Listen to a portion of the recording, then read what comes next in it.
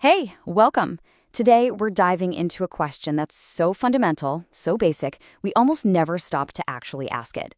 We're going to be looking at the very stuff our universe is made of, from the biggest galaxies all the way down to the device you're watching this on. So let's get right into it. No, seriously, just for a second, look around you. Your chair, the air you're breathing, the water in your glass. What are they? Deep down. It's a question humans have been wrestling with for thousands of years, and the answer, it turns out, is way cooler and weirder than you might think. So, to get to the bottom of this whole mystery, we need a solid starting point. And lucky for us, scientists have one single really powerful word for all the stuff in the universe: matter. Okay, so here's the official rule. It's actually super simple. If something takes up space, it has volume, and it has mass, then congratulations, it's matter. That's the definition. And this rule covers everything from giant clouds of gas between stars to a tiny single grain of sand. Let's make this crystal clear. A chair? Matter. Almonds? Matter. Even the smell of perfume, which is really just a bunch of tiny particles floating through the air. Yep, that's matter too. But what about things like a thought, or the feeling of love, or the sensation of cold? Well, those are ideas, emotions, perceptions. They don't have mass, they don't take up space, so they don't make the cut. They are not matter. All right, so now we know what matter is. But the next big question is, what's its structure? What's it actually like on the inside? For a long, long time, this was a huge debate, and we can solve it right now with a little thought experiment that I like to call the case of the disappearing salt. You see, for centuries, there were basically two competing ideas. One camp believed that matter was continuous, a solid, unbroken thing, kind of like a perfect block of wood with no gaps.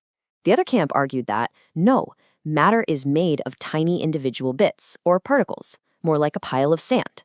So who was right? Well, a simple experiment gives us the answer. Imagine this with me. You take a glass of water and you carefully mark the water level. Then you dump in a spoonful of salt and stir it all up until the salt completely dissolves.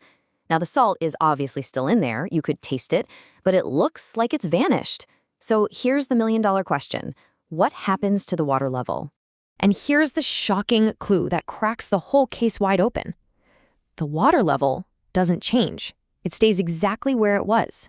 Now think about that. If water was a continuous, solid block of stuff, then adding more stuff, the salt, should have made the whole thing take up more space. The level should have risen. But it didn't. So where in the world did the salt go? And boom, case closed. Here's our answer. Matter can't be continuous. It just has to be made of tiny particles. The only possible explanation is that the salts broke down into tiny little pieces, particles, and they were so small they just slipped right into the empty spaces that were already there in between the particles of water. Mind-blowing, right? So we did it. We've proven that everything is made of particles. Now let's go a step further. Let's build a profile for these little guys. If we want to understand why matter acts the way it does, we need to know the basic characteristics of the particles it's made of. All right, the first and honestly maybe the most surprising thing you need to know is this. Particles are in constant, nonstop, relentless motion. They literally never stop moving. They have what scientists call kinetic energy, which is just a fancy way of saying the energy of movement. You actually see proof of this all the time. Think about it. Why can you smell hot, sizzling food from all the way across the room? It's because tiny, invisible particles of that food are literally moving, flying through the air, and eventually making their way to your nose.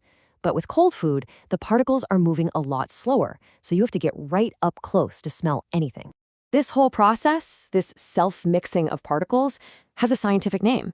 It's called diffusion, and temperature is the secret ingredient here. When you heat something up, you're basically giving its particles a shot of espresso, more kinetic energy. That makes them move way faster, which is why diffusion happens so much more quickly when things are hot.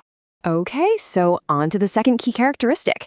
Now, if all these particles are constantly zipping around, you might be wondering, what stops everything from just flying apart? And that's a great question. The answer is an invisible force of attraction that exists between them, constantly pulling them together. I love this way of thinking about it.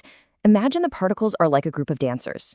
Each one is moving and grooving on their own, but they're also holding hands with the dancers next to them, which keeps the whole group together. That hand-holding is the attractive force that gives matter its structure and stops it from becoming just a chaotic cloud. But, and this is super important, the strength of that attraction, that grip, is different for different kinds of matter.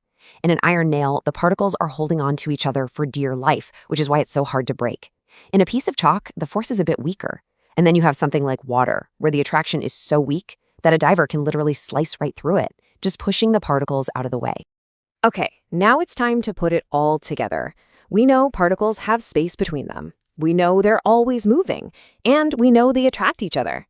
Those three simple rules are the reason we have the three famous states of matter that we see everywhere: solid, liquid, and gas. This table really brings it all home. Look, in a solid, that attraction between particles is super strong. It locks them into a fixed, tightly packed shape. In a liquid, the attraction is weaker. The particles are still close, but they've got enough wiggle room to slide past each other, which is why a liquid takes the shape of its container. And then you get to a gas, where the attraction is practically zero. The particles are super far apart and moving so fast they just expand to fill whatever space you give them. This also explains why you can compress a gas so easily. You're mostly just squeezing empty space. So let's just end with this one final kind of mind-bending thought. We've learned that everything, even the most solid-seeming object, like the floor beneath you, is really just a huge collection of tiny vibrating particles, all held together by invisible forces with a whole lot of empty space in between. Knowing that the ground you're standing on is mostly nothing, does that change how you see the world around you?